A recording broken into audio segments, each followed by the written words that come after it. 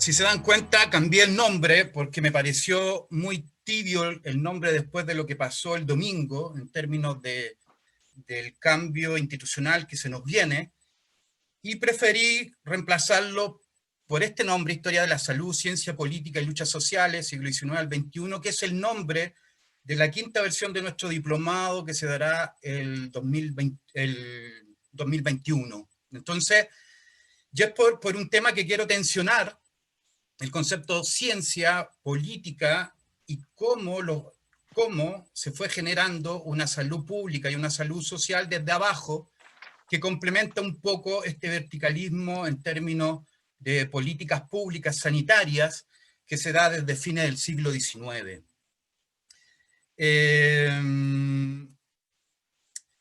Lo importante que quiero plantear es una visión histórica de la salud pública más que la salud oral. Yo creo que hay panelistas que tienen mucho más experiencia en términos de eso, y quiero dar el contexto macro para unir el privilegio de estar compartiendo con organizaciones sociales en este panel, y también con salud pública desde las comunidades como son los municipios, ¿ya? Eso para nosotros como facultad es muy importante en nuestra relación con las comunidades que están territorialmente en nuestro entorno, ¿ya? Pero entonces, para partir, quiero plantear que la historia de la salud latinoamericana, voy a citar a Marcos Cueto, que es un historiador de la salud global, plantea que los organismos estatales de salud nacen en forma paralelo cuando hay un proceso de secularización de la sociedad y del Estado. A eso me refiero cuando el Estado liberal de fines del siglo XIX se va a separar de la Iglesia y construye un Estado tecnocrático donde la ciencia, a través de la idea del progreso y el positivismo decimonónico del siglo XIX, va a construir una idea de salud dentro de estos procesos de secularización y de reformas urbanas que se están dando desde fines del siglo XIX en las grandes ciudades como Santiago. Eso por una parte. Pero por otro lado, voy a citar a la profesora María Angélica Llanes, que es la pionera en los estudios de historia social de la medicina, donde plantea que las primeras organizaciones sociales de salud, que son las sociedades de socorros mutuos, que son organizaciones obreras, que buscan el bien común dentro de un colectivo, juntar fondos para un patrimonio común en términos de accidentes del trabajo en el mundo obrero, producto de la total ausencia del Estado con respecto a la cuestión social y el impacto de la industrialización que se está generando a fines del siglo XIX. Entonces podríamos plantear que hay una dinámica de salud pública y de salud social que va desde arriba, desde el Estado, en forma vertical, pero también una historia social y pública que se va construyendo desde abajo a través de estas organizaciones sociales. Estoy hablando de fin del siglo XIX y el comienzo del XX, que es un proceso de modernidad, de modernización, donde el Estado, el territorio y la población se empieza a ver dentro de una concepción de la naturaleza, y el funcionamiento social se empieza a ver como una metáfora en términos biológicos o orgánicos, como si la sociedad fuera un gran cuerpo social o un gran organismo, ¿ya?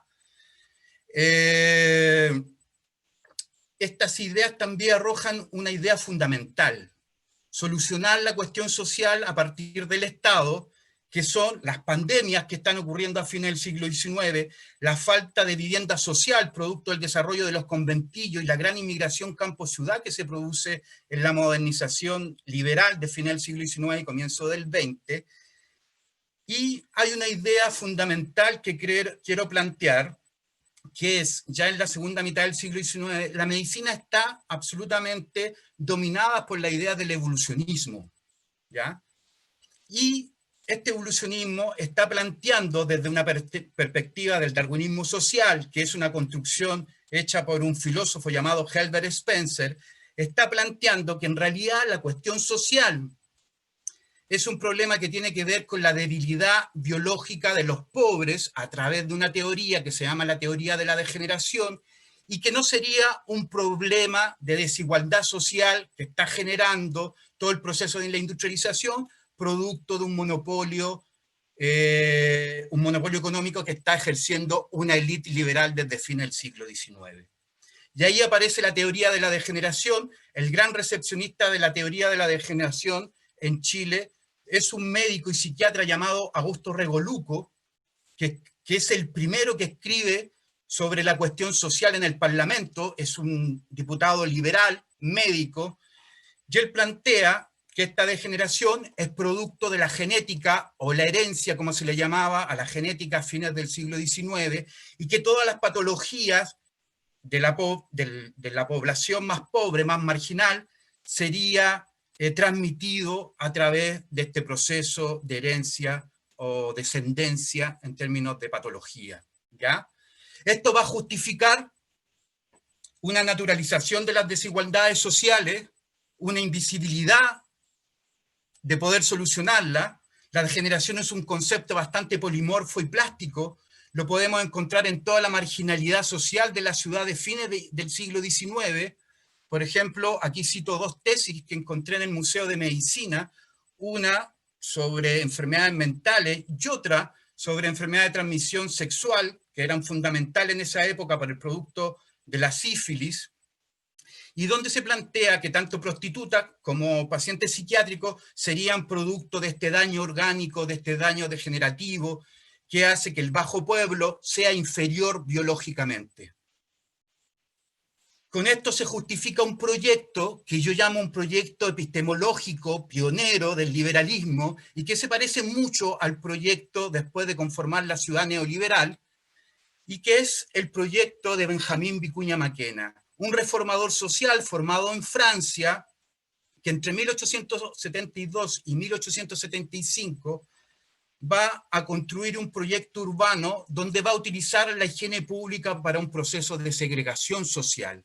Él va a decir que en Santiago hay dos ciudades, una ciudad blanca, cristiana, donde vive la élite sana, y un bajo pueblo, las regiones inferiores del pueblo, un aduar africano, lo llama la Manchuria, que sería el sector norte de Santiago, donde históricamente ha vivido el bajo pueblo, en el sector de la Chimba, y donde históricamente nosotros hemos estado como facultad, y todas las instituciones de salud del Estado de fines del siglo XIX, como la Facultad de Medicina, el Instituto Psiquiátrico José Jorge Barak, es Casa de Orates, incluso donde nosotros estamos ubicados, eran territorio del Instituto Psiquiátrico, el Cementerio General, los primeros hospitales para el seguro obrero, o sea, un lugar donde se administra la vida, la muerte y la locura, ¿ya?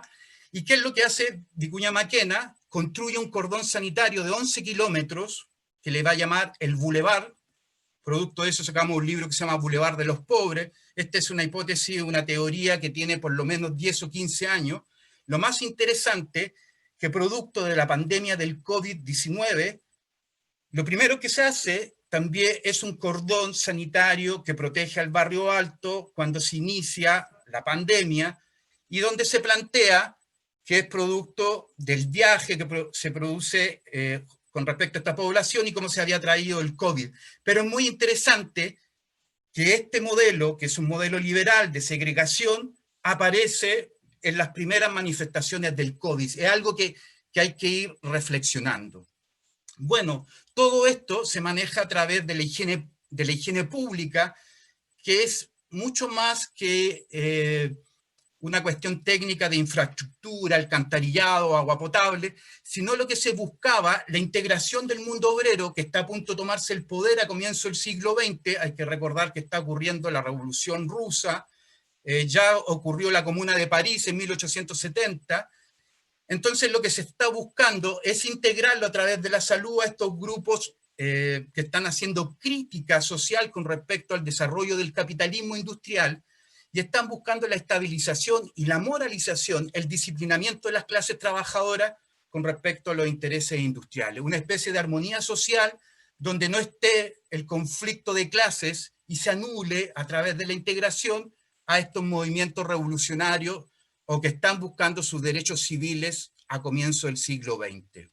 Y ahí se va a crear todo un tutelaje sanitario, que yo le llamo una especie de verticalismo de Estado, donde hay una política social de salud desde arriba, para buscar el hombre saludable, o lo que Alfonso Alvich ha llamado el homo higiénico, la mano de obra sana industrial para el proceso que se está creando a fines del siglo XIX y comienzo del siglo XX. Ahí hay dos fotos muy importantes. Una es la gota de leche, porque se empieza a plantear que la población tiene que ser regenerada a través de la alimentación, que es fundamental para un proceso de salud, a través de las políticas del Consejo Superior de Higiene, que es ese edificio que está ahí y que está en la cabecera de Avenida Independencia, dentro de este espacio o ciudad higiénica que le hemos llamado.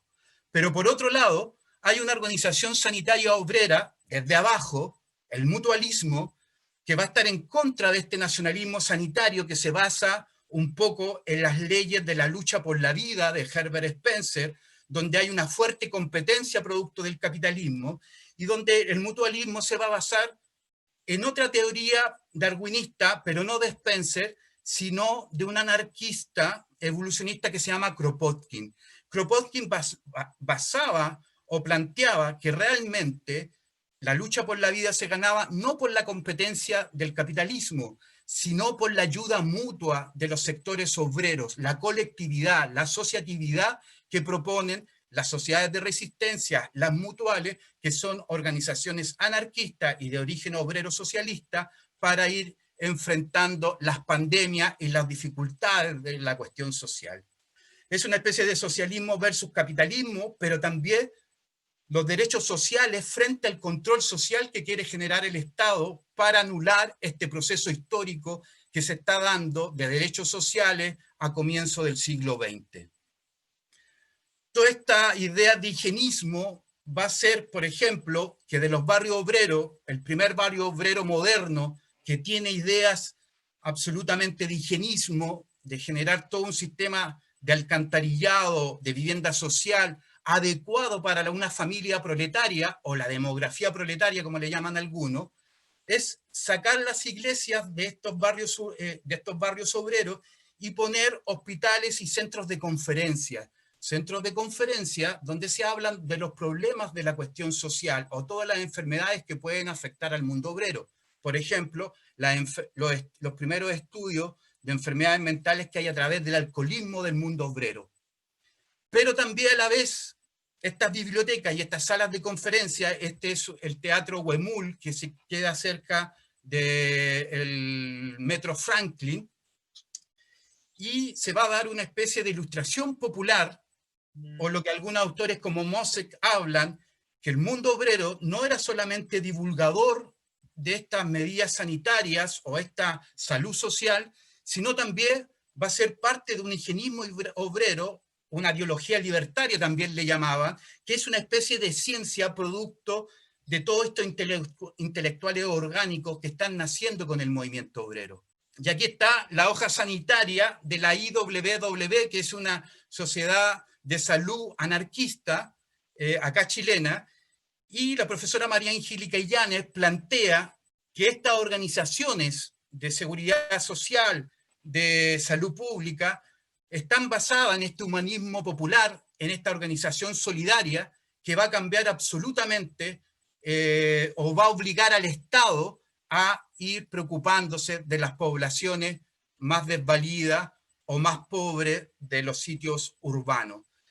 Cito a Luis Emilio Recabarren, un reformador comunista, social, que tiene un libro que los historiadores yo creo que se han equivocado, que se llama La materia eterna inteligente, de 1917, lo han llamado un libro de filosofía, pero realmente es un libro científico. Aquí pongo la bibliografía de lo que él leía. Recabarren, según Jaime Mazardo, que es un biógrafo de él, es hijo de un estudiante de medicina que llegó hasta tercer año, y Recabarren leía a Florentino Mellino, un gran antropólogo que plantea el poblamiento americano a través de una visión americanista, lee a Darwin, lee a Ernesto Hanckel, que es uno de los mayores divulgadores de la biología en las clases populares, lee a Enrique Lluria, que es un médico y sociólogo español, que publica este libro Evolución Superorgánica, que el prólogo lo hace Ramón y Cajal, que es el padre de las neurociencias o de las neurociencias europeas, pero algo que me llamó profundamente la atención, también leí a Belén de Zárraga, que es una feminista anarquista que llega al norte chileno a promover los derechos de sufragio y los derechos políticos de la mujer y el acceso a la ciencia. Por último, quiero plantear que las sociedades mutuales, por ejemplo, la llamada Fermín Vivaceta, que es el barrio obrero que está cerca de Independencia, cerca de nuestra facultad, Fermín Vivaceta, a pesar de que es un obrero muy cercano al liberalismo, viene de una familia obrera y es el constructor del Instituto Psiquiátrico José Jorvis Barak en 1856 y uno de los constructores de la Casa Central de la Universidad de Chile, ¿ya? Y entonces creo que es muy importante ir planteando esto. Un poco por decir, quizá retomar en una segunda vuelta de preguntas, pero lo que quiero concluir, como lo que plantea la profesora María Angélica Illanes, que la construcción de la salud pública o la construcción de la salud social tiene una dinámica que combina movimiento popular e institucionalización social desde el Estado. Y muchas veces este proyecto de salud pública tiene autonomía de los sectores populares y por otra parte es incorporado a través de este proyecto de salud. Bueno, eso es lo que quería compartir con ustedes. Muchas gracias. Muy buenas tardes a todos y todas. En mi condición de decana de la Facultad de Odontología de la Universidad de Chile, me corresponde en este conversatorio referirme a las reflexiones desde la universidad pública.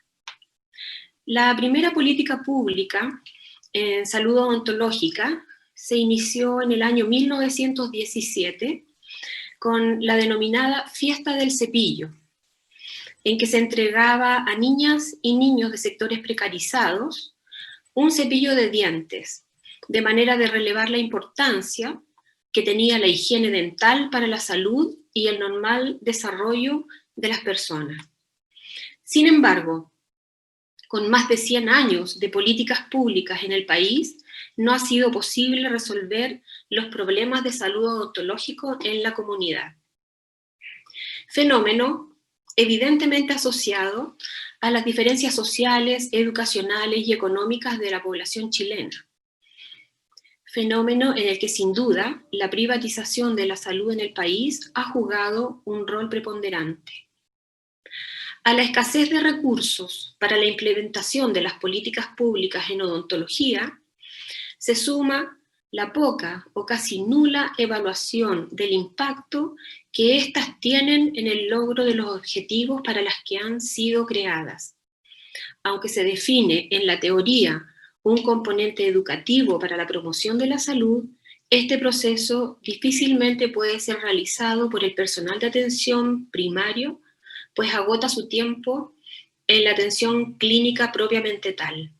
La Universidad de Chile, como universidad pública, con 178 años de trayectoria, forma parte de la historia del país. Desde este espacio democrático, pluralista, en donde todas las verdades se juntan, nosotros hemos podido desarrollar y levantar conocimiento en relación al modo por el cual nosotros podemos generar información para mejorar las condiciones de salud de la población. Siendo una universidad compleja, realiza docencia de pregrado, posgrado y postítulo, investigación básica y clínica. Pero para estos fines de hoy día, en este conversatorio, también realiza una misión muy importante, que es la extensión y comunicación con el medio. La Universidad de Chile define a la extensión y vinculación con el medio como una función esencial de la universidad, que le permite cumplir con su intransferible compromiso público y vocación crítica, involucrando al conjunto de su comunidad y unidades de forma transdisciplinar. Tiene como propósito crear, promover y desarrollar procesos permanentes de interacción, integración y comunicación entre el quehacer de la universidad y la comunidad extra e intrauniversitaria, con el fin de incidir en el desarrollo social y cultural del país de forma pertinente y mediante ello a su propio desarrollo. Es decir, hay un crecimiento conjunto por la interacción entre la universidad y el medio. En esa línea, la política de extensión y vinculación con el medio se funda en una serie de principios orientadores, tales como una perspectiva de derechos humanos, que promueve el pleno respeto del conjunto de derechos sociales, económicos, políticos y culturales, sin discriminaciones sociales, étnicas, etarias, de género ni de ningún otro tipo, y la integralidad y excelencia al ser la extensión y vinculación con el medio un pilar de la permanente actualización del conocimiento que se produce en la universidad. Es decir, la Universidad de Chile plantea que la extensión y vinculación con el medio es un mecanismo por el cual se puede generar conocimiento por el intercambio de la universidad con el entorno territorial. Asimismo, se erige en torno a un sentido inclusivo y bidireccional, es decir, en una relación en la cual ambas partes, la universidad y el medio, se implican a través de un intercambio de prácticas y saberes que resulta mutuamente beneficioso, y a partir de la transversalidad y una participación activa que involucra a todas las áreas del conocimiento mediante la colaboración inter y transdisciplinar en la realización de las actividades de extensión y vinculación con el medio. Con estos principios orientadores de nuestra universidad, Alma Mater, la Facultad de Odontología de la Universidad de Chile construye la primera política de extensión mediante reuniones de trabajo y reflexión abierta a todas y todos, con la participación y gran apoyo de varios integrantes de Escuela de Construcción de Soberanía en Salud, o ECOS, de barrio, y también la encargada de programas odontológicos de Recoleta de ese periodo, en extensas y participativas jornadas representadas por los 3 estamentos de la facultad, integrantes del Museo Nacional de Odontología y representantes territoriales.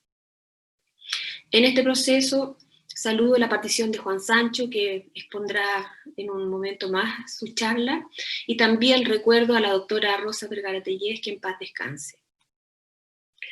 Bajo esta política, nuestras actividades de extensión y vinculación con el medio funcionan bajo un modelo ecológico, que comprende no solo la acción clínica con un fuerte enfoque preventivo, sino también con un robusto componente de educación comunitaria, mediante estratégicas de co-construcción con actividades basadas en las experiencias de la educación popular, bajo el nombre de campaña Besa la Vida, Cuida tu Boca, presentamos una innovadora y lúdica forma de educación comunitaria en salud oral. Estas actividades se realizan con participación de académicas y académicos, estudiantes y personal de colaboración de la facultad, y se concentran en 2 estratégicos momentos del curso de vida de las personas. La primera infancia, con planes en jardines infantiles y escuelas básicas de varias comunas, que son planificados y ejecutados en conjunto con educadoras, CESFAM locales y apoderadas y apoderados. Esta educación popular a niñas y niños, apoderadas y apoderados, se acompaña de un tratamiento restaurativo atraumático, el que puede ser ejecutado en los territorios con un mínimo de equipamiento odontológico, impactando fuertemente en la salud de la población. Este modelo además se acompaña de la capacitación en ART a los equipos locales, a los que la universidad pública apoya con un fuerte compromiso en su misión de articulador en la promoción de la salud. También abordamos el extremo en el grupo etario, personas mayores, con planes desarrollados en juntas vecinales y clubes de adultos mayores, articulado con equipos municipales y enfocado en promoción de la salud general y oral, además de la prevención de enfermedades más prevalentes y diagnóstico precoz del cáncer bucal. Incluye además la atención odontológica en nuestra clínica móvil, que se instala en los clubes de personas mayores, en donde ellos reciben atención odontológica. Esta experiencia, a través de la co-construcción con la comunidad territorial, ha permitido que la facultad, en su rol formador de cirujanos dentistas, con un fuerte compromiso biopsicosocial, ha incorporado en la malla innovada de la carrera de odontología de la Universidad de Chile varios ramos que se desarrollan en la comunidad para el beneficio directo de las personas. De este modo, los y las estudiantes participan en una serie de experiencias de aprendizaje insertos en el territorio en sus etapas formativas de pregrado. Estas experiencias, sin duda, impactan en el perfil de egreso de los y las estudiantes de esta universidad pública. Evidencia de ello es la realización de los trabajos voluntarios en odontología y los trabajos comunitarios en odontología. Ambas iniciativas, emanadas desde la propia creatividad de los estudiantes de la facultad, en la que durante sus vacaciones desarrollan planes de odontología social en localidades rurales. Alrededor de 200 estudiantes, un tercio de nuestros estudiantes de pregrado, en cada periodo de vacaciones de invierno y de verano, desarrolla esta importante actividad en la comunidad. En tiempos de pandemia, un importante desafío para la universidad pública fue responder rápidamente a los nuevos requerimientos aparecidos por la pandemia. Los programas ministeriales odontológicos en primera infancia y su desarrollo en jardines infantiles se vieron imposibilitados. La experiencia adquirida y el conocimiento creado a través de la articulación de los trabajos intersectoriales que he descrito en esta charla nos han permitido actuar en forma oportuna bajo esta crisis sanitaria. Hemos levantado en forma oportuna un plan remoto de vinculación con la comunidad en el ámbito del confinamiento de la salud oral, con la finalidad de potenciar una educación integral con un fuerte componente familiar en la promoción de la salud general y oral. En la primera infancia desarrollamos un plan de vinculación remota directamente con jardines infantiles. Además, la facultad, en conjunto a Junji y Ceremi de la región metropolitana, organiza una capacitación telemática nacional a educadoras de párvulos con 2.500 participantes provenientes de todas las regiones del país. Se realizan talleres con metodologías participativas remotas formando a más de 400 educadoras que capacitarán a padres y madres de niños y niñas de los jardines infantiles. Coordinamos la entrega de material educativo y elementos de higiene bucal a grupos vulnerables en una importante coordinación con ollas comunes y campamentos. Estudiantes y tutores académicos realizan acompañamiento telefónico, llegando a casi 400 adultas y adultos mayores de más de 75 años que se encontraban en confinamiento prolongado por la pandemia. Se orienta a adultas y adultos mayores mediante recomendaciones en salud general y oral y también en conductas de cuidado frente a COVID-19. Hemos democratizado la disponibilidad de contenidos educativos al instalarlos en redes sociales. Se crea el canal de YouTube de Extensión FOUCH y redes sociales educativas a través de Instagram, Facebook, TikTok, plataformas como iVoox y Spotify. Se crea el portal educativo Nos Cuidamos en Familia, especialmente diseñado para poner a disposición de la comunidad recomendaciones en cuidados orales y generales para la familia completa. Se incorporan afiches, audios y mini videos educativos didácticos y lúdicos sobre cuidado en salud oral y general a lo largo de todo el curso de la vida, con un espacio de retroalimentación con la comunidad en donde es posible solicitar la creación de nuevo material educativo. Lo que he querido plantear en esta charla es que las políticas públicas de salud en general y las odontológicas en particular requieren de la incorporación de la comunidad en su planificación y ejecución. Requieren de un fuerte componente educativo y de evaluación del impacto en su aplicación, situación que no ocurre en las políticas públicas de nuestro país. Esta experiencia promotora de salud de la Facultad de Odontología, co-construida con la comunidad, pretende a través de la investigación-acción crear lineamientos innovadores que hagan efectivas y eficientes las políticas de salud implementadas. Muchas gracias por su atención. Muy agradecido a esta invitación que nos hacen desde este festival y también desde la Universidad de Chile. Antes de esta presentación o este conversatorio, me hice dos preguntas previas que tienen que ver con la reflexión. Primero, ¿por qué en este país, nuestro país, hay tanta inequidad en salud? Y lo otro son las causas de estas desigualdades.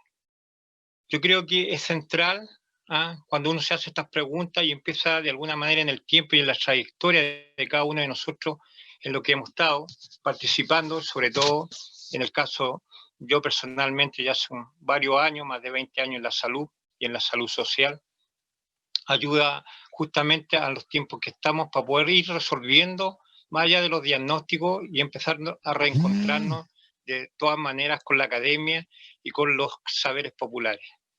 Y para esta introducción es muy importante la historia, y tú lo dijiste muy bien. He estado en varias organizaciones construyendo, participando y haciendo un camino desde las bases sociales. Me acuerdo hace unos años, en el año 96, cuando desde el Servicio de Salud Norte estaba básicamente promoción de salud. Y ahí conocí a personas extraordinarias, una antropóloga, la señora María Isabel Valdivielso. Esta compañera de lucha, la María Isabel, una destacada profesional, nos fue dando a los dirigentes en ese tiempo luces en qué consistía la salud. Yo llego al campo, donde me siento muy identificado por la lucha que hemos ido dando desde los territorios, porque en un momento dado yo venía de una organización cultural acá en la comuna de Conchalí que se hizo llamar La Escoba. Y justamente ustedes comprenderán que esta escoba era para barrer. Y había mucho que barrer. Y ya esos jóvenes líderes de esta organización cultural ya hablaban de corrupción y que había que barrer la corrupción. Pero de la cultura, donde la mirada que yo tenía, paso a salud y tiene que ver justamente con estos compañeros, con la María Isabel, con Enrique Barilari, que también conocía al doctor Barilari, que también es una persona muy entregada, muy reconocida también en los sectores de la zona norte, como decía el profesor de la Chimba, porque somos de las chimbas, del lado de los pobres, del proleta, pero también de una construcción muy interesante de salud social. La compañera Valdivieso me da a entender que la salud no es pura la enfermedad, porque yo asociaba en ese tiempo y decía, qué horrible, qué fome, qué desagradable participar de estos consejos locales de salud donde se hablaba de enfermedad, cuando yo generalmente en ese tiempo estaba en la cultura. Y ella me hace, con varios dirigentes de la zona norte, hay uno también muy reconocido que también conocí, Ulises Aresna, que por ahí a veces nos vemos, que es de Recoleta, pero también una destacada dirigente de la zona norte de Huachurá o la Pincoya, la Luzmenia Toro, que es para descanse la Luzmenia. Aprendí mucho de la compañera Luzmenia Toro. Y ella nos manifiesta que esta forma de salud colectiva o medicina social tenían que ver con los determinantes sociales de la salud. Y esa educación, esa formación que nos fueron entregando estos profesionales, nos fuimos dando cuenta que ya no era un tema en particularidad pensando en la patología específica, sino que era una mirada mucho más amplia, más integradora, donde detrás de los determinantes sociales justamente habían condiciones y una de estas condiciones era cultura. Y dije, wow, qué felicidad, qué bien me siento acá, porque puedo desde mi mirada de acá, de un dirigente o un luchador social, ver otras posibilidades, otros ámbitos que tienen que ver con un poco también con mi propia persona y con esta salud integral. El entorno del medio ambiente, que también era un espacio que siempre nos gustó trabajar, pero también con el tema de otras líneas de trabajo y de acciones que tenían que ver con estos determinantes y el trabajo, la jubilación, nuestros adultos mayores, etcétera, etcétera. Y en ese aprendizaje ya tomando un poco y haciendo este camino, en el año 2000 nos toca prepararnos para ir de alguna manera desde el Estado de Chile, desde su gobernante, en este caso Ricardo Lagos, la reforma sanitaria. 5 cuerpos legales que los tocamos y lo vimos, los estudiamos los dirigentes de la zona norte, y estos cuerpos legales básicamente van diseñando el modelo que tiene que ver con esta inequidad que yo me hago estas preguntas. Y esta reforma, que era muy necesaria también para el momento que estábamos viviendo los chilenos y las chilenas, dejó ya un actor fuera. Y habían otros más que también quedaron fuera de esta participación, que eran las comunidades y los dirigentes de base. Y estos hitos que nos van ayudando a este camino tienen también que ver que en el 2004, hace 16 años, hicimos un encuentro en la zona norte, me parece que la comuna de Quilicura, y surgen los primeros diagnósticos donde ya nos está diciendo las comunidades, nuestras bases, nuestros territorios, nos estaban diciendo en sus diagnósticos que había que cambiar la Constitución y que había que hacer una asamblea constituyente y que había que ver el tema de promoción de salud y mayor financiamiento, que había más problemas de horas médicas, que faltaban especialistas, las listas de espera. Entonces, desde el 2004, después pasando al 2006, con esta rebelión de los pingüinos que empiezan a instalar en esta sociedad chilena injusta temas centrales, es que uno va construyendo en ese camino con lo que nos fuimos dando cuenta por donde queríamos nosotros los dirigentes apuntar, que era esta gran unidad, que muchos de algunos estábamos separados por motivos naturales, geográficos lo más probable, hasta ideológicos, y fuimos haciendo el camino y encontrándolo en este camino en el año 2008, con el primer encuentro en la región metropolitana de dirigentes sociales de salud, consejeros y usuarios, y este encuentro se hizo un 17 de mayo del 2008 en la CUT, en la Central Unitaria de Trabajadores. Y no fue una casualidad, no fue una casualidad. Decidimos hacerlo ahí porque veíamos que un aliado más que estratégico necesario eran los trabajadores. Y para sorpresa nuestra, la convocatoria llegaron más de 480 dirigentes de la región metropolitana. Y lo mismo arrojaron los diagnósticos. En ese tiempo, ministra era Soledad Barría, que de alguna manera la fuimos conociendo y la compañera tuvo los esfuerzos desde el Ministerio de Salud por hacer algunos cambios, pero nos fuimos dando cuenta que eran casi imposibles por las miradas que tenían muchos y que tienen todavía con este modelo de salud neoliberal. Y bueno, y lo que arrojó ese encuentro metropolitano, cambio a la Constitución, asamblea constituyente, listas de espera, mejorar el per cápita. Y ahí y nos ponemos de acuerdo de empezar a hacer los primeros encuentros nacionales, los primeros congresos. Ya no quedarnos en la pura región metropolitana y ese centralismo que tenemos nosotros de estas miradas, ¿cierto? Que desde aquí se origina todo. Y de ahí han surgido 6 congresos que hemos realizado nuestros dirigentes, mucho con autogestión. Nos cuesta mucho que las autoridades, o el Estado, o todas las organizaciones que podrían apoyar desde los trabajadores con sus organizaciones que tienen o referencias, nos pudieran ayudar, pero la autogestión de los dirigentes es súper válida. Es una mirada profunda de unidad, de solidaridad y de lucha para poder conseguir objetivos que de repente nos proponemos los dirigentes. Y con eso, congresos que empezamos a realizar, el último fue el año 2019, en abril, en la comuna de Valparaíso. También ya teníamos otro diagnóstico más, pero avanzando ya con los otros diagnósticos que se hicieron en La Serena, La Caldera, Puerto Montt, una mirada ya más pensada en el país que queríamos y la salud que queríamos para Chile.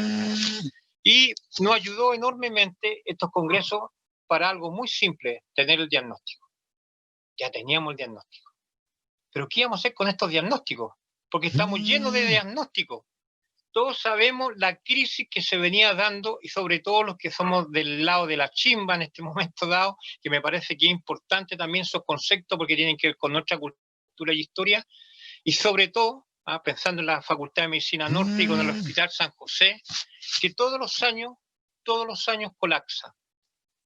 Y ese colapso tiene que ver con los más pobres, con los que se mueren en los pasillos esperando de repente que se atiendan, con esos compañeros que de repente, y ustedes lo vieron con en las noticias, con los tiempos de pandemia, que le hicieron un hospital de urgencia, un hospital de emergencia, y que eran unas carpas donde se pasaron de frío y de lluvia. Digámosle, esa clase de salud a los más pobres nos están entregando a estos gobiernos y estas políticas neoliberales de mercado en la mirada que tienen con nosotros, los más pobres y los más desposeídos. Yo creo que desde esta lucha que venimos dando y con la convicción que tenemos, y por algo estamos en estos espacios, porque los espacios los hemos ido ganando con esfuerzo, con convicción, con trabajo, con responsabilidad y compromiso, queda más que manifiesto el 18 de octubre. Muchos que me tocó conversar, senadores, algunos diputados, algunas exposiciones que me tocó ir por ahí, era la pregunta, bueno, esto no se veía venir. Estaban todos equivocados, esto se veía venir. De hecho, habían estudios internacionales de lo que podía suceder en este Chile tan desigual y tan injusto. Pero bueno, aquí uno también se va dando cuenta qué ha producido las universidades y la crítica que empezamos a hacer nosotros hace 4 años, cuando por primera vez, y ahí tiene que ver el DEX, el Departamento de Educación de Ciencia de la Salud, con 2 tremendas profesionales muy jugadas, con Mónica y con Sandra, tuvimos nuestra primera reunión de ver la posibilidad de que nuestros estudiantes de las 8 carreras de medicina hicieran las prácticas en el territorio de la zona norte. De alto impacto, hace 4 años, de alto impacto, que nuestros estudiantes estuvieran con nuestros dirigentes trabajando líneas de acción, de investigación-acción, sacando diagnósticos, pero a la vez también nuestros estudiantes conociendo la realidad, en concreto, la que nosotros sentimos, la que nos duele, la que hay donde hay mucho daño, donde no hay posibilidad de tener una plaza adecuada ni oportuna, donde realmente estos mismos estudiantes que estaban haciendo de repente la práctica en la atención primaria, pero generalmente nuestros directores o directoras de salud embuidos en este modelo, generalmente a nuestros jóvenes los llevaban justamente a resolver temas de metas sanitarias. Las metas ha sido, yo creo, y por eso es que es importante en estos espacios que estamos haciendo y cambiando también estos ejes y estos paradigmas, ha sido un desastre para nosotros. Ha disgregado, ha separado totalmente desde los programas que tiene la atención primaria, la atención más integral. Y los ecos de barrio surgen de ahí, desde esa discusión, desde esa primera invitación del MIM, del módulo integral, interdisciplinario, multiprofesional 2, donde estas 7 carreras, más de 700 estudiantes en este territorio. ¿Y qué es el eco de barrios? Nos dimos un año de discusión, de educación popular entre dirigentes de base con la academia, donde ahí nos abre las puertas el director de extensión, Hernán Aguilera, surge esto que se llaman escuelas en construcción, en soberanía, en salud. Somos soberanos de la salud. Y lo empezamos a plantear en la facultad y lo empezamos también a conversar con nuestros académicos, con nuestros estudiantes. Y nos propusimos 6 ejes importantes en la discusión. Primero, el paradigma, la atención primaria y salud. O es la entrada al modelo, o liceallanamente lo que nosotros hemos visto desde la conferencia que hicimos los 40 años de Alma Ata, es una estrategia. Después nos propusimos el territorio como eje, donde convivimos, donde habitamos, donde dormimos, donde nos conocemos, donde vamos, donde la vecina de la esquina, los almacenes, el territorio y sus comunidades, que son muy diversas. También nos planteamos la intersectorialidad, el intersector clave en esta lucha.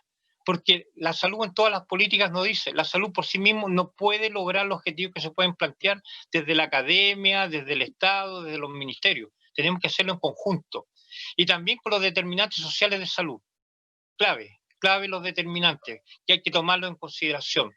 De esa tercera propuesta del intersector salió una nueva praxis, una nueva forma de empezar a nosotros, tanto los dirigentes de base, las comunidades, los territorios con la universidad, a encontrarse un respeto, una nueva lectura con educación popular, entrar a las mallas curriculares de nuestros estudiantes y nuestros dirigentes a hacer clases. Hay que apuntar a eso.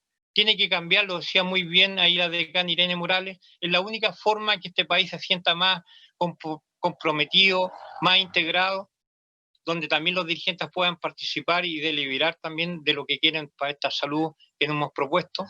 Participación como quinto eje, central la participación, pero no consultiva, es una participación que tiene que ser efectiva, deliberativa, una participación movilizadora. Y por último, el sexto eje, los derechos humanos. Importantes los derechos humanos. Los derechos a la salud, a la participación, a ser feliz. Creemos que son fundamentales estos ejes de los ecos de barrio. Y este año, para ir cerrando en esta primera espacio de conversación, este año un eslogan que tenemos: acción para transformar. Acción para transformar. Y desde ahí, como decía muy bien, estamos apoyando a 23 ollas comunes de la región metropolitana, donde el MIM este año va a ser educación a unidades específicas entre 10 a 15 personas de los sectores en las ollas comunes para poder empezar a ser soberanos de salud y a proponernos nuestra propia historia, justamente con los apoyos de la academia. También nos propusimos el cooperativismo, recuperar, como decía muy bien el profe, las mutuales, pero en este momento las cooperativas de salud. Trabajar con la gente de la atención primaria, con la Confusan, pero estas cooperativas de salud con una mirada distinta, que nosotros mismos nos demos a algunas líneas de trabajo en promoción de salud. Así que creo, y ahí dejo la palabra ya para que la otra exponente, es fundamental desde los determinantes sociales en esta inequidad que hemos tenido como país, es la educación, pero una educación de iguales, una educación de las universidades no para la élite, no formar élite, es todo lo contrario, formar personas, ciudadanos y compatriotas que puedan ayudar a construir un nuevo Chile. Eso, estimadas y estimados compañeros.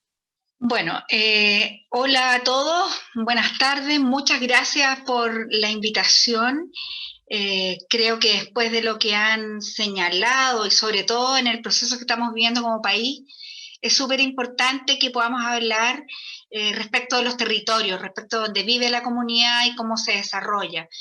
Yo voy a compartir un poco lo que estamos haciendo en la comuna de Recoleta y reflexionando respecto de aquello que es el quehacer de un programa de salud familiar y comunitario que estamos desarrollando en Recoleta. Bueno, lo que les decía, en Recoleta, lo que les vamos a mostrar, lo que les voy a mostrar, es respecto al desarrollo desde la atención primaria de salud y el quehacer del gobierno local en el ámbito sanitario en la comuna. Y ahí partir señalando y tomando lo que fue la declaración de Alma-Ata el año 79, ¿cierto? Cuando el mundo se plantea la necesidad de generar estrategia mundial para avanzar en una condición de ofrecer salud a toda la población mundial. Y ahí se plantea, ¿cierto?, la definición respecto de qué entendemos por salud, cómo debiera ser esta sensación de bienestar, ¿cierto?, el cómo esto es un derecho humano fundamental y que debe ser un objetivo social para el mundo, y se define en ese periodo, en ese proceso, que la atención primaria de salud es una estrategia, como decía muy bien don Juan Sancho, ¿cierto? Es una estrategia que nos debiera permitir llevar tecnología, llevar el contenido a trabajar con la comunidad y con su plena participación avanzar en mejorar las condiciones de vida de las comunidades. Y en nuestro país definimos, por ahí en esa reforma que también Juan Sancho señalaba, ¿cierto? En la reforma de salud se definió que la atención primaria en nuestro país va a desarrollar un modelo integral de salud con un enfoque de salud familiar y comunitario. En Recoleta hemos buscado plasmar ese modelo de atención integral que pone al usuario al centro, al usuario de su familia. Hemos intentado plasmarlo en el territorio y hemos planteado que es muy importante vincular la vida de las personas con el territorio donde ellos viven. ¿Y por qué? Porque creemos que efectivamente los determinantes sociales se plasman en donde vivimos, en el territorio se plasma el cómo vivimos. Nuestro país es un país súper segregado, y bueno, estos días, justamente a partir del día domingo, ¿cierto?, donde nuestro país dio un mensaje tan claro, también mostró la segregación que tenemos. Tenemos tremendas diferencias en nuestro país, tenemos una situación territorial muy distinta, y también se expresan, ¿cierto?, estos determinantes sociales que se dan a partir de toda la estructura socioeconómica en la que vivimos, el cómo se desarrollan las políticas en nuestro país, va haciendo que la calidad de vida vaya siendo determinada por estas condiciones, y vamos generando este país tan desigual que conocemos de sobra, y los que trabajamos en salud buscamos cómo remediarlo. Sin embargo, la tarea es gigantesca, portentosa, porque efectivamente viene determinado con anticipación. La calidad de vida de las personas viene determinada por estos determinantes sociales de la vida, ¿cierto?, que están estructurados en este país de esta forma tan desigual. Pero, por tanto, hay que considerarlo, y en Recoleta nos hemos propuesto hacerlo así, y nos hemos planteado algunas premisas. En primer lugar, que la salud es un derecho, creemos firmemente que la salud es un derecho, pero también creemos que el rol del Estado es uno que es el que estamos cuestionando. Nosotros tenemos, como ustedes conocen, ¿cierto?, un gobierno local de un alcalde, como el alcalde Daniel Jadwe, un alcalde de un gobierno local comunista, que plantea un cambio en el rol del Estado, y que plantea un cambio respecto de un Estado que impone a un Estado que articula.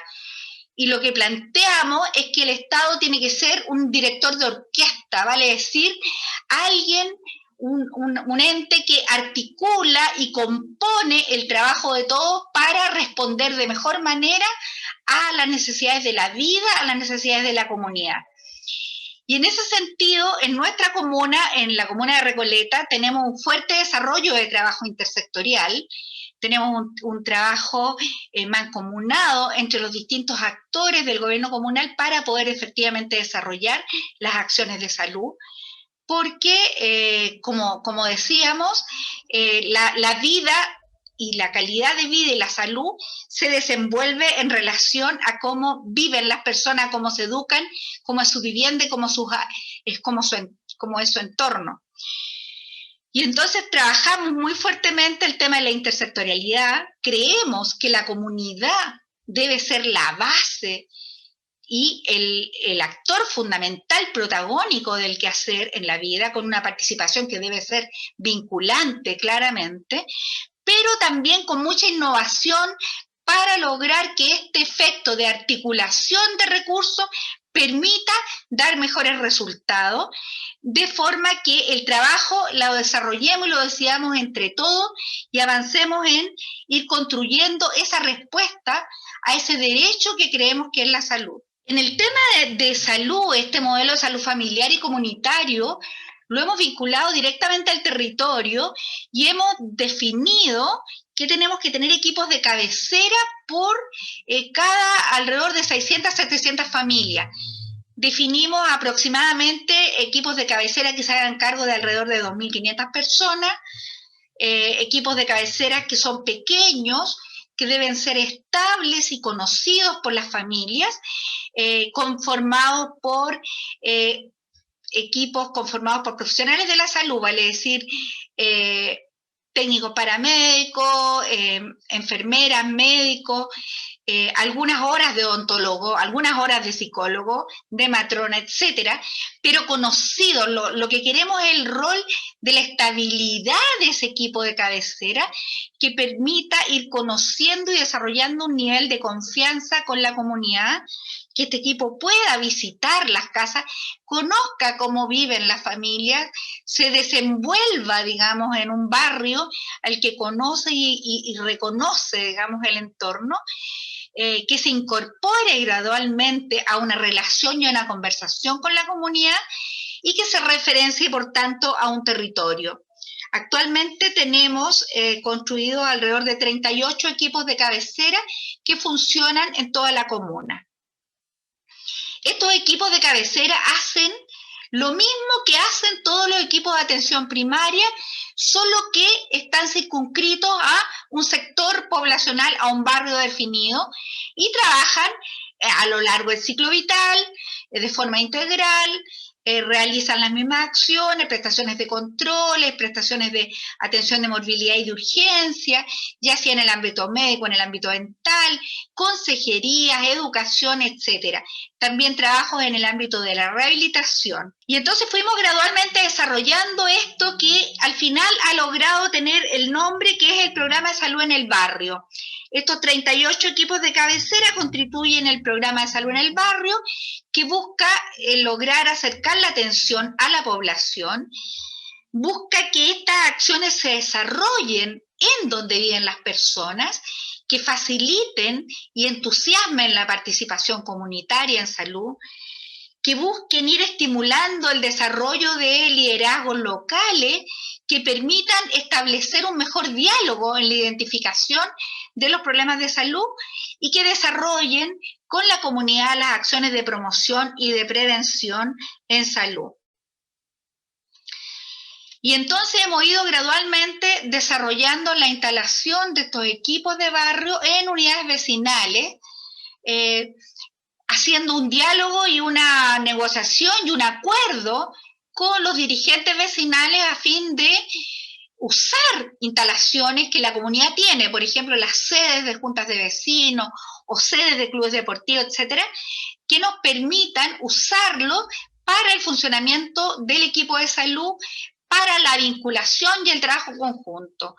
Y hemos ido desarrollando distintas acciones, tanto los controles de salud, como las atenciones de morbilidad, como las actividades de educación, como la vigilancia epidemiológica desde el territorio, etcétera. Hemos ido generando gradualmente un avance de este proceso de instalar esta relación y esta cercanía gradual.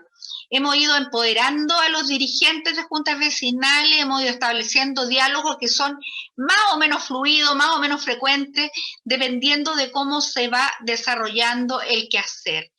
Y que se pusieron, por cierto, a prueba en este periodo de pandemia. Fuimos mapeando la comuna y construyendo estos acuerdos para ir logrando instalarnos en los distintos lugares. También hemos usado los colegios con este mismo fin. Bueno, y así desde la práctica, desde el tirar línea para mirar qué ámbitos iba a ir desarrollando cada equipo, fuimos instalándolo considerando como las variables geográficas, considerando como el tiempo y a qué universo nos íbamos a dirigir, si íbamos a abordar a todas las personas, cuándo abordábamos a todos o cuándo no, cómo tratábamos a los que estaban inscritos o a los que no, etcétera. Gradualmente fuimos construyendo una población conocida que ya la tenemos hoy día inscrita y podríamos decir qué población es la que aborda cada uno de estos equipos territoriales. Aquí un listado de lugares donde los equipos territoriales funcionan. Funcionan todos los días en algunos lugares o funcionan 2 veces a la semana o 1 vez a la semana, dependiendo del lugar y del acuerdo y de la infraestructura con que cuenta la sede vecinal y del acuerdo que hemos ido construyendo con cada una de las juntas de vecinos. Y fuimos como sombreando la comuna en la medida que fuimos identificando lugares y empezamos a instalar atención y fuimos midiendo a qué distancia vive la comunidad de la atención que damos y hemos logrado ir cubriendo en una perspectiva de un objetivo de que la gente no quede a más de 400 metros del lugar donde pueda obtener alguna atención. En eso nos propusimos y eso es lo que hemos ido logrando. Gracias. El programa de salud en la escuela, que también nos permitió abordar a los niños en los controles de salud en sus colegios, que es el lugar donde están mayor parte del tiempo. Y entonces allí hemos ido teniendo que reflexionar qué es lo que pasa con nosotros como trabajadores de la salud, que también vivimos este sistema tan segregado, Hay temores, por ejemplo, a desplazarse por el barrio, algunos sustos a vivir o a trabajar durante muchas horas en algún territorio, temores a que no los vayamos a buscar en el vehículo, temores al desplazamiento. Hemos visto también que nuestros trabajadores trabajan mucho con la perspectiva de la producción de metas sanitarias y la búsqueda del incentivo de remuneracional, y hemos ido perdiendo la mirada de salud pública, como señalaba Juan Sancho, y entonces nosotros necesitamos avanzar en mirar mejor la atención primaria, y eso es un poco lo que buscamos en nuestras relaciones con la universidad. Creemos que es muy importante, eso es lo que hemos trabajado en COVID, hemos trabajado todo el tiempo buscando el enfoque en el territorio. Ahí tienen un mapeo de los casos que hemos ido, nosotros somos una de las comunas que tuvimos un volumen muy importante de casos, así lo fuimos trabajando por el territorio, mapeando lo que teníamos para poder ir respondiendo a la demanda y al problema de salud de nuestra comunidad. Bueno, algunas de las iniciativas populares que hemos ido desarrollando como comuna tienen que ver con estrategias que hemos ido visualizando con la comunidad que nos hacen falta. Y el tema de la odontología en el territorio es una de las que partimos el año 2018, comprando equipos portátiles que nos permiten visitar en los domicilios y en los colegios y hacer más atención en territorio en el ámbito odontológico, que nos interesa muchísimo. Bueno, y aquí un poco los desafíos que a nosotros nos parece y que queremos planteárselos también a ustedes como universidad, que es la importancia de trabajar la formación de los profesionales considerando la mirada de los determinantes sociales. Desarrollar temas de investigación al servicio de las necesidades de las comunidades de los territorios, que vayamos construyendo esta mirada con mayor coherencia y consistencia y desarrollar un trabajo que vaya siendo más en equipo y reconociendo el valor de la humanidad que tenemos. Eso nos preocupa, nos parece que es muy importante retomar el diálogo con la comunidad, con la sabiduría que existe en nuestra comunidad, y la universidad creemos que es un buen espacio para recogerlo. Hasta ahí mi presentación.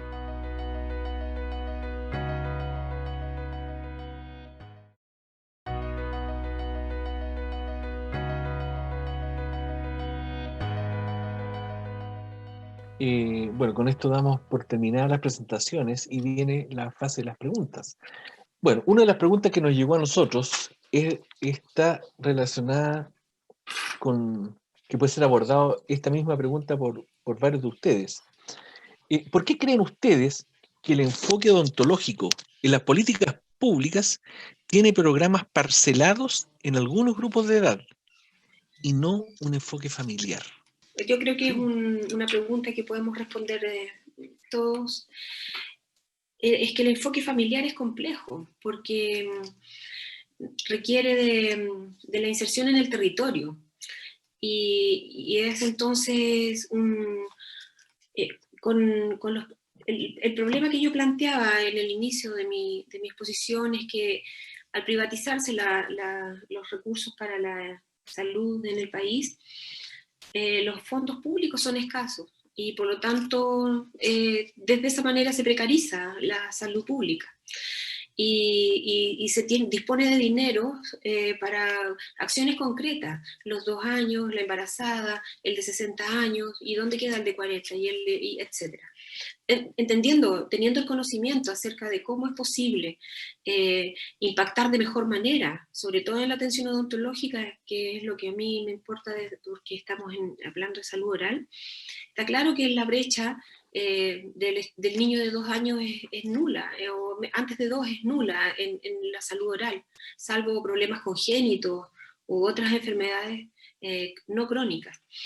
Pero la brecha se produce de los 2 en adelante, y eso se resuelve en el jardín infantil, en la familia. Hay que educar, no es solamente llevar a un niño y hacer las metas sanitarias que hablaba Juan Sancho, ¿no? Del marcar el número de acciones logradas. Eso no resuelve un problema que tiene que ser abordado desde una perspectiva familiar y comunitaria. Son las 2 cosas.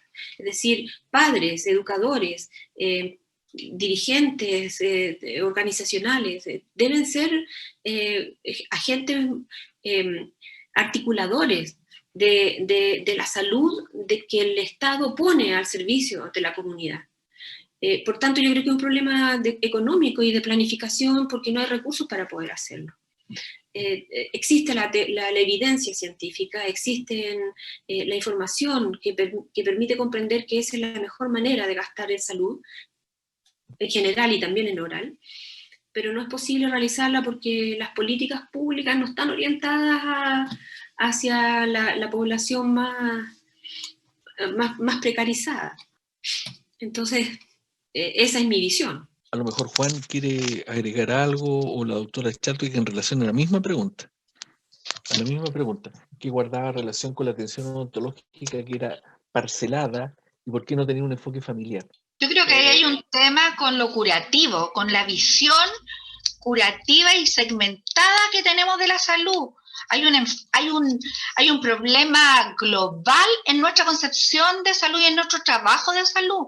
Yo creo que el Ministerio de Salud y las políticas de salud se generan en torno al cuidado de la enfermedad y a la mantención de esta mano de obra que decía César, ¿cierto?, para mantener el sistema capitalista. No hay un cuidado de la salud, no hay un buscar una vida sana, no hay una forma de lograr la felicidad, que en el fondo eso es bienestar físico y social, ¿cierto?, y equilibrio. No es a la búsqueda del sistema de salud. La búsqueda del sistema de salud es parcial y es curativa. Y yo creo que donde se expresa con mayor magnitud es en el ámbito odontológico. Eso. Yo la mirada que tengo y la comparto con las dos compañeras y tiene que ver con el modelo. Y por eso aquí es importante lo que se nos viene, y tenemos que estar muy atentos, y más todavía la universidad, que tiene que cumplir un rol histórico para poder ir resolviendo estos problemas y estas brechas que tenemos. El 90% de la población chilena tiene problemas de caries o temas dentales, y son las poblaciones más vulnerables. Y nosotros nos damos cuenta, porque somos parte también de esa población, que sufrimos de no tener acceso, siendo que la Constitución del 80, ¿cierto?, en su artículo 9, inciso 9, habla del acceso a la salud. Y por eso que la gran lucha desde todo estos diagnósticos, se habla de derecho, derecho social, un derecho que el Estado garantice justamente lo que dicen las compañeras, los recursos suficientes para justamente una enfermedad como es la salud bucal o la salud oral, tenga los recursos convenientes, adecuados, para poder justamente cambiar la vida y la calidad de vida de nuestros ciudadanos. Entonces, como son parte de la salud de promoción, no es lo curativa, como decía muy bien la María Eugenia, no es el modelo hospital centrista, donde en la reforma sanitaria están los recursos, están las concesiones hospitalarias, están las concesiones de los médicos con también sus posibilidades de tener recursos. Eso hace que tenemos que nosotros resolver de una manera distinta y proponernos también otro paradigma. Y por eso que lo ecobarrista, en lo que estamos ahora, es crear agentes comunitarios, que nuestras propias comunidades, ¿cierto?, con los conocimientos que tienen, con la expertise que tienen, pero también con el intelecto de la academia, podamos en conjunto empezarnos a autoayuda. Las mutuales en la historia lo dicen, desde el mundo del seguro obrero. Más ahora que la pandemia quedó en evidencia cuando un ministro de salud sale manifestando que no tenía ni idea del hacinamiento en este país. Entonces, cuando te planteas tú que hay un sector que cuidaron, un cordón sanitario donde tomaron las primeras medidas en el COVID-19, que justamente la gente que tiene mayores recursos, tiene más posibilidades de vivir feliz, que tiene mayores privilegios, y la otra gran mayoría en este caso de la región metropolitana donde vivimos, dejan que la inmunidad de rebaño continúe para contaminar a la gran parte de la población donde estamos los más vulnerables, es lo que tenemos que cambiar. Y la salud bucal es parte de eso, porque es parte de la enfermedad no transmisible, que uno no se muere, y por eso que no están las inversiones ahí. Es el paradigma que hay que cambiar, más recursos, porque no estamos en contra de la salud curativa, ni de los médicos centristas, que también hay un elip, una forma de hacer sagrada que tiene que ver justamente con lo que nosotros estamos discutiendo. No, aquí es sagrado básicamente la voz del pueblo, voz populi, vox Dei. ¿Y qué te quiero decir con esto para cerrar? Creo que tenemos que hacer desde la experiencia de la academia, de los municipios como de Recoleta, me imagino que hay que otras experiencias más, hacer cosas distintas, innovar, como dicen las compañeras, construir desde la base, educando y formando también a nuestros vecinos. No les quepa la menor duda que eso va a ayudar también a tener una mejor salud y un mejor país. Y tengo una pregunta para la doctora Chadwi. Dice, ¿cómo contribuye el diagnóstico de salud comunal al abordaje territorial? La idea es que el diagnóstico también sea territorial, o sea, que el diagnóstico sea comunitario, para que el trabajo sea conjunto, digamos, vaya como de la mano en la planificación también. ¿Ah? Yo creo que ahí hay un trabajo conjunto que hay que desarrollar todo el tiempo, digamos, no tanto en una separación de etapas de diagnóstico versus desarrollo, sino que la planificación es un círculo que vaya permitiendo avanzar en la resolución de los problemas que se vayan detectando en conjunto con la comunidad. César, habiendo leído de alguno de tus trabajos y un importante artículo que publicaste en relación a la fotografía de la salud pública en general, quiero aprovechar ese talento tuyo para ver si tú nos puedes formular desde el punto de vista histórico, pero exigiéndote algo más hacia el futuro. ¿Qué foto le tomas tú a la salud en este momento y qué cambios se podrían realizar a partir del pasado? ¿Qué proyección? ¿Dónde hay que centrar para hacer un cambio en tu condición de historiador? En la chimba. Claro, súper enriquecedor escuchar a las organizaciones sociales, a la medicina comunitaria, igual a la academia donde estamos trabajando, esta relación entre territorio y salud, que creo que es fundamental dentro de lo que va a ser el futuro. Curiosamente, la dictadura militar, su gran proyecto de intervención, o lo que algunos llaman una biopolítica interventora, entender a la sociedad en clave biológica, fue la erradicación de poblaciones pobres.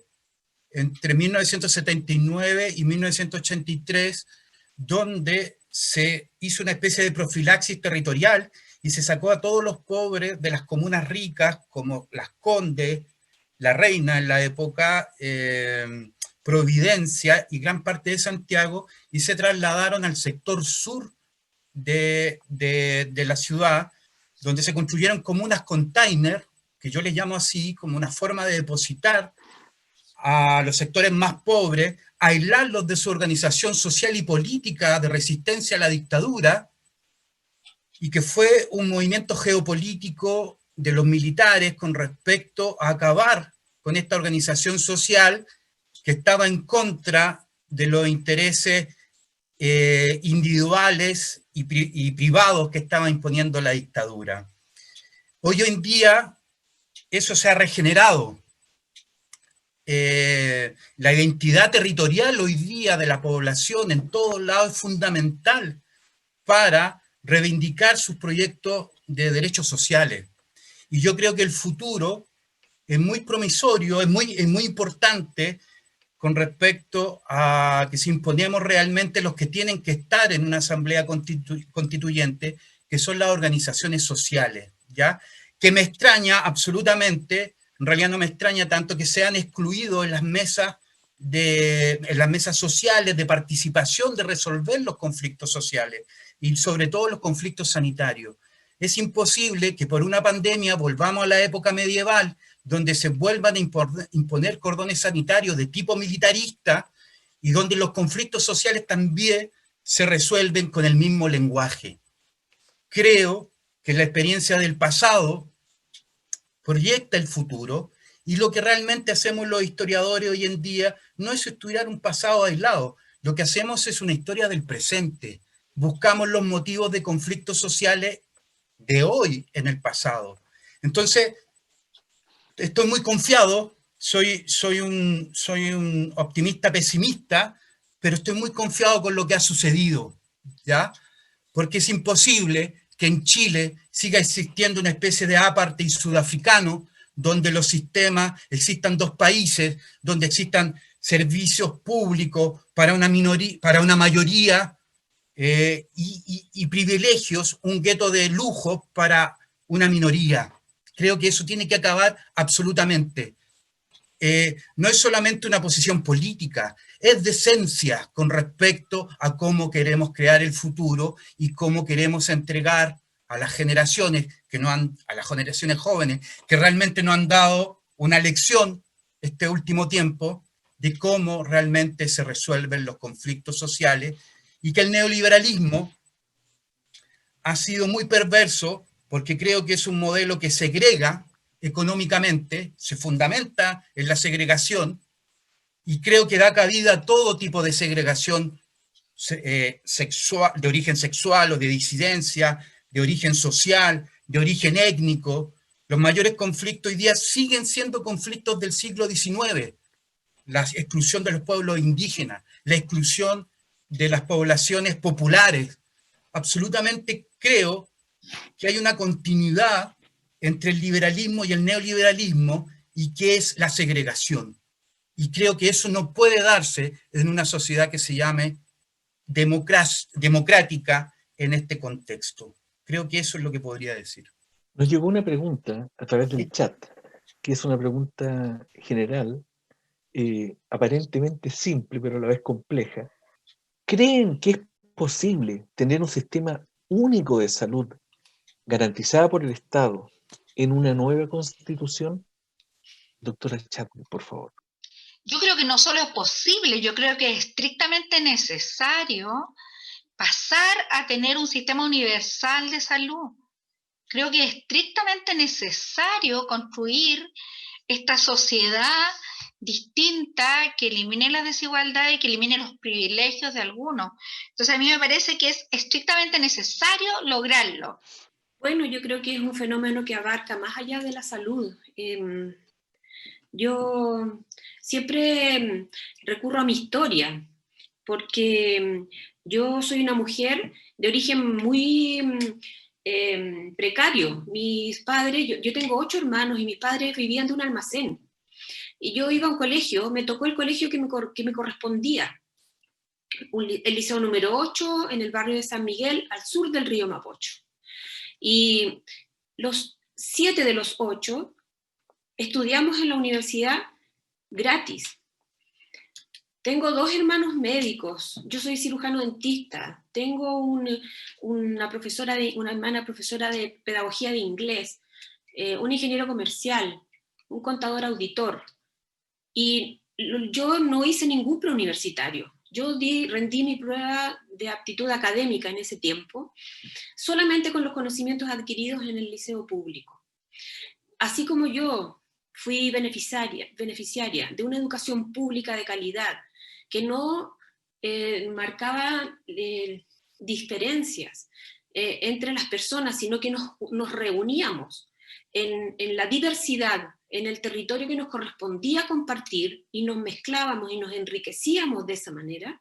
Lo mismo ocurre con la salud y con la previsión, es decir, los recursos del Estado son de todos los chilenos, y por tanto los impuestos que nosotros pagamos debieran ser utilizados para todos los chilenos sin discriminaciones. Por lo tanto, yo creo que el resultado del plebiscito, que fue mayoritario, nada que decir, digamos, no hay nada que discutir al respecto. Chile quiere una nueva constitución, no solamente basta con poner el voto en la urna, sino lo que nos corresponde ahora es participar en la creación de la nueva constitución que garantice que los derechos que debieran estar conculcados en la constitución sean verdaderamente derechos de toda la población. Es responsabilidad nuestra, como cirujanos dentistas, como salubristas, como dirigentes sociales, lograr que la Constitución plasme todos estos conceptos como los entes rectores de la sociedad chilena. Tenemos un tremendo desafío, y yo creo que es obligación de todos nosotros, desde donde estemos, plasmar esos criterios para obtener una mejor sociedad y rescatar lo que alguna vez tuvimos en Chile antes de la dictadura militar. Juan, la misma pregunta. Si tiene que haber un único sistema de salud garantizado por el Estado que debe quedar plasmado en el nuevo texto constitucional. ¿Cuál es tu opinión? Muy buena pregunta, Moisés, porque aquí están chocando dos corrientes, una liberal, que quiere mantener todavía los privilegios y hablan de los fondos y manteniendo esta línea de estar desde el mismo la mirada privada con la mirada pública, donde hay varios salubristas, y esos salubristas que para uno igual, porque uno igual es pluralista y entiende la democracia, son parte también de los expertos que están en la Escuela de Salud Pública, llamada realmente Salvador Allende Gossen. Muchos de nosotros venimos del legado del compañero Salvador Allende Gossen. Cuando uno va leyendo y va tomando de alguna manera el referente, hace que justamente ante usted la manera que también me instalo como miro el mundo. Y de ese punto de vista hay otra corriente en la lucha que tiene que ver con el sistema único. Les podremos decir a los compañeros y compañeras muy esperanzador que estamos un grupo ya trabajando, pensando en la nueva constitución, en este sistema único, garantizado por el Estado chileno, que sea solidario, universal, de acceso de calidad para todos y todas. Y en eso yo creo que comparto plenamente que es posible. Todo es posible. Creo que nuestros jóvenes nos han enseñado, cuando yo hablé un poco en la línea, como también lo planteó el profesor Leighton, esta línea de la historia, nosotros hablamos más de 20 o 16 años. Ustedes comprenderán que la generación nuestra que está en la calle tiene más o menos en estos momentos, cuando fue la rebelión de los pingüinos, tendrían entre 14, 16 años, ahora deben tener entre 30. Es una generación que no va a ceder. Y me he dado cuenta, donde yo vivo, en la comuna de Conchalí, cuando fue la primera manifestación y este gobierno fascista, antidemocrático, sacó a los militares, volvimos de nuevo a una parte dura de este país, de la historia, de esta impunidad que hay todavía, que todavía no se ha resuelto. Por eso es que es importante cómo vamos cerrando ciclos, y las universidades son clave de este punto de vista de lo que estamos planteándonos. Y me di cuenta cuando sacaron los milicos a la calle, yo salí a la calle a hablar con nuestros jóvenes, con mis vecinos y vecinas. ¿Y saben lo que me dicen? Juan, tranquilo, no tenemos miedo. No tenemos miedo. Es el joven de ahora con coraje, más todavía con dignidad. Por eso que creo que podemos cambiar el modelo. Y convencido con la academia que lo podemos hacer en conjunto, con los trabajadores también, con las comunidades que estamos dispuestos. Así que muy esperanzador lo que se nos viene. Perfecto. Y quisiera también hacer la misma consulta a César, en relación a su visión, que él ha desarrollado una gran parte de su trabajo como historiador en la salud pública. Entonces, respecto a esta posibilidad de tener una salud garantizada por el Estado en una nueva constitución, ¿cuán factible lo puedes ver? Creo que nos han hecho ver como que existe una sola posibilidad de salud. Históricamente, como dice Eliana Labra, que es una historiadora de la salud pública, María Eliana Labra,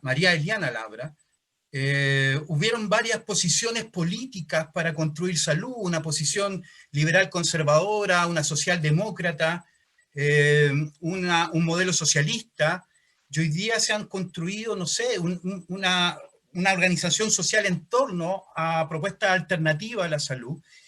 Creo que es posible, absolutamente, y es necesario porque es lo que se está pidiendo más urgentemente dentro de las demandas sociales que hay. Y creo que esto se va a dar, ¿ya? Dependiendo, sí, como lo planteo, de la participación de las organizaciones sociales, ¿ya? Las organizaciones sociales no pueden volver a tener un lenguaje de usuarios, ¿ya? Un lenguaje que tenga que ver con economía. Las organizaciones sociales en salud tienen que tener un lenguaje con respecto a los contextos sociales, ¿ya? Por eso también es importante, desde el punto de vista académico, que es lo que nosotros trabajamos, de que es muy necesario de que las facultades de salud pública y de salud en general, de medicina, vuelva una alianza entre las ciencias biomédicas, las ciencias sociales, que fueron absolutamente limpiadas en los procesos neoliberales de las universidades neoliberales, y lo digo sinceramente, los sistemas médicos no pueden tomar decisiones sociales, no están preparados en ese sentido, ¿ya? Como dice Charles Rosenberg, las políticas públicas en términos médicos entregan roles sociales, jerarquizan, y eso es muy peligroso en el sentido, si no hay un lenguaje como la sociología, la antropología médica, que fue muy importante para crear proyectos de ese tipo. Cito a Juan Marconi, por ejemplo, que fue un médico que creó un sistema comunitario, el primero en América Latina sobre salud mental. Algo que está absolutamente carente hoy día dentro del proceso neoliberal, ¿ya? Y que es una de las máximas demandas, yo diría, con el tema de la odontología también, que se negó absolutamente su historia y su trascendencia social durante décadas, ¿ya? Y fue una política sistemática de quitar becas de participar en las políticas de Estado y que se van quitando a los servicios odontológicos para que volvieran a sus orígenes liberales, a ese gabinete, en cierta forma, donde está el médico, el sanitario, encerrado como una especie de ver la vida como un laboratorio. Y eso, en cierta forma, yo diría, durante todo el siglo XX, las organizaciones sociales y los profesionales y científicos, tanto sanitarios como sociales, hicieron una empatía con ir entendiendo que la salud no es un tema solamente médico, la salud es profundamente humana, la salud tiene una historia profundamente social, política y cultural que hay que plasmar nuevamente. Y eso es muy importante, ir entendiéndolo e ir haciendo trabajo interdisciplinario. Por eso es muy interesante los proyectos de salud pública que hay en las facultades de salud, y también la participación de laboratorios de ciencias sociales que son fundamentales, yo diría, para tener una nueva mirada en esos términos, ¿ya? Y por supuesto, nuestra vinculación, que no tiene que ser una vinculación con el medio, ¿ya? A mí me suena muy aséptico eso. Tiene que ser con una vinculación con las poblaciones, ¿ya? Con los que están en nuestro entorno, ¿ya? Y que tiene que ver con una reciprocidad. Nuestras poblaciones muchas veces entregan los elementos para generar proyectos académicos. La academia tiene que devolver, en términos de reciprocidad, a esas poblaciones lo que en cierta forma nos entregan. Por eso es muy importante, yo diría, la participación de la clínica odontológica que tiene nuestra facultad, que ha tenido una historia de casi más de 100 años con respecto a integrar las necesidades de salud bucal que ha tenido las comunidades de Recoleta, Independencia y lo que es el barrio de La Chimba, que en lengua indígena significa al otro lado del río. Al otro lado del río. Muchas gracias, César. Patricia, por favor. Ya, bueno, ahora en honor al tiempo, que nos quedan 14 minutos, es una pregunta para todos, para que nos restringamos más o menos al tiempo. ¿Qué tanto pesa la pobreza para dar el giro y trabajar en la promoción de la salud cuando hay tantas cosas que complican a las personas menos privilegiadas en el día a día? La historia nos muestra que hay más intereses particulares que el bien común. Bajo sus experiencias, ¿cómo desde cada sitio que representan podemos trabajar la autorresponsabilidad y autocuidados de salud? Doctora Chapman.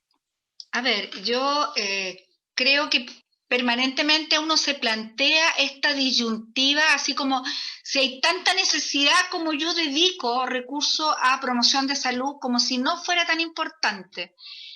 Y entonces esa es una falsa disyuntiva. Yo creo que en el fondo lo importante es tomar la decisión con las comunidades y construir con ellos por dónde va el camino. Creo que ese es el tema, más que una cosa que tengamos que decidir desde afuera por decir dónde pongo los recursos. Hay un tema como en la integralidad que hay que abordar y en el vínculo con las personas, y que la participación uno se la crea como de verdad, no y esta participación sea no informativa, sino que sea en el sentido de tomar decisiones y construir procesos, y promoción de salud también es participación. Eso me parece. Gracias, doctora Irene Morales. Bueno, es algo que de alguna manera intenté transmitir en la presentación que hice, porque yo creo que no es un problema de pobreza en términos culturales, hay un problema de la toma de decisiones. El Estado, desde su perspectiva de controlador de las decisiones, decide sin consultar a la territorialidad, y por tanto toma decisiones y no evalúa, y por tanto se hace ineficiente el gasto, el escaso dinero del que se dispone para poder incidir en la comunidad. Cuando nosotros es lo que hemos intentado hacer, aunque a César le parezca escéptico la vinculación con el medio, es porque somos un poco de bioseguridad, pero entiendo que es el territorio, ¿no? Es la organización social, es el reconocer la autoridad que tienen las comunidades en el decidir y mejor proponer a la autoridad o al quien dispone de las leyes o de las decisiones políticas de la mejor manera de implementar estas políticas de salud. Está claro que el dentista con un sillón dental y con una turbina en sus manos es evidentemente menos eficiente que un educador de jardín infantil que enseña a niños y mantiene los hábitos de higiene bucal. Entonces, ¿cuál es el sentido de gastar millones en instrumental, en equipamiento, si lo que podemos hacer es capacitar a profesores, padres, madres, dirigentes territoriales, estas organizaciones naturales que surgen, producto de la pobreza, las ollas comunes, todo lo que la población organiza para poder mejor sobrevivir a las condiciones deficitarias en que vive este país tan poco justo, digamos. Por tanto, yo estoy convencida que es una decisión política, no es un problema de recursos, es una decisión política. Y desde esa perspectiva, insisto, tenemos la oportunidad de cambiar nuestra forma de resolver los problemas en Chile, no solamente para la salud, sino que para todos aquellos que marcan la diferencia social, producto de la política neoliberal que nos ha tocado vivir por tantos años. Es mucho tiempo, y hemos aguantado demasiado. Juan Sancho. Yo recojo lo que dicen las compañeras, sobre todo, primero saludar a la decana, Irene Morales. Yo creo que ellos, desde la Facultad de Odontología, están entregando una mirada muy distinta de trabajo comunitario. Y eso se nota, y se nota también por quién la está dirigiendo. Porque ella lo dice muy bien, son voluntades. Aquí hay una voluntad de una decana donde todos los equipos se ponen a disposición de hacer algo muy distinto. Y cuando habla de políticas públicas, estas políticas públicas tienen que ver en cada lugar donde uno se instale. Las tomas de decisiones tienen que ver también con esto, donde esta facultad de odontología hace justamente lo que nosotros las comunidades queremos. Escucha activa, trabajo participativo profundo, políticas que tengan que ver con nuestras propias comunidades. Y desde el punto de la pobreza, que hizo muy bien la pregunta, ustedes comprenderán que somos cada vez más pobres. Siempre hemos sido pobres. Yo me acuerdo hace 2 años, en los Ecos de Barro, en la reunión de la Facultad de Medicina Norte, una dirigente un día nos dijo de las tarjetas de crédito que la gente la usaba para comer. Y no tomamos mucho en cuenta eso. 2 años atrás, para comer. Entonces ustedes comprenderán, compañeras y compañeros y académicos, lo que estábamos viviendo y lo que se venía. Entonces, ¿es voluntad política? Sí. Son gobiernos que no tienen voluntad política y no tienen empatía con la población. Son gobiernos que están en burbuja, encerrados, donde toman medidas ¿para qué? Para justamente mirar la gran economía, la macroeconomía y ver números. Pero no somos números, somos personas. Y de ese punto de vista, hay que estar claro que tenemos más de 1.800.000 compatriotas que están cesantes.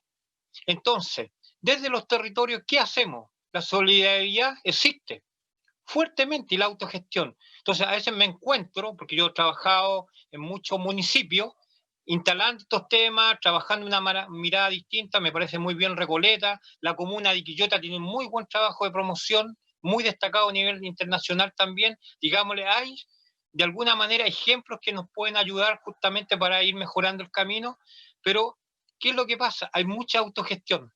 Entonces, cuando quedamos pegados bajo el auxilio, si que no lo tenemos, que no tenemos recursos, no. Las comunidades tienen mucha autogestión. Y cierro con esto, con el tema de las ollas comunes. Nosotros, hay mucha gente, pescadores artesanales que nos han regalado pescado para las ollas comunes. Sacos de papa que nos han regalado. Zapallos que nos han regalado. Poroto. Entonces, eso hacen las comunidades. Entonces, ¿qué es lo que tiene que ver? Y lo decía el rector de la Universidad de Chile, Vivaldi. Es un modelo capitalista donde ha estado el egoísmo. Y ese egoísmo también tenemos que planteárselo también en la crítica y en la transformación de la universidad. Nuestros académicos tienen que salir también de su propia burbuja y del claustro, y hacer una mirada distinta de la formación de los educandos y con la mirada también de nuestras comunidades y de aprender mutuamente en esta nueva praxis. Eso, estimada Patricia. Gracias, Juan. César, 3 minutos. No, después de don Juan no tengo nada que decir. Bueno, yo creo que estamos cerca del cierre y queremos agradecer a los expositores por su ponencia, a la Facultad de Medicina de la Universidad de Chile, a DEXA y a Medici por la invitación a participar de estas jornadas dentro del primer Festival Audiovisual de Ciencias, Educación y Salud, y a nuestros colaboradores que permitieron el normal desarrollo de esta actividad telemática. Esta mesa redonda nos permitió ampliar nuestros horizontes en cuanto a la visión de la salud en general y ontología en particular, los tiempos que nos corresponden enfrentar en esta situación de pandemia y los desafíos que representa una nueva constitución, nos obligarán a tener una nueva perspectiva de diálogo, abierta, centrada en las personas y sociedad, colaborativa y también inclusiva. Muchas gracias a todos por su participación.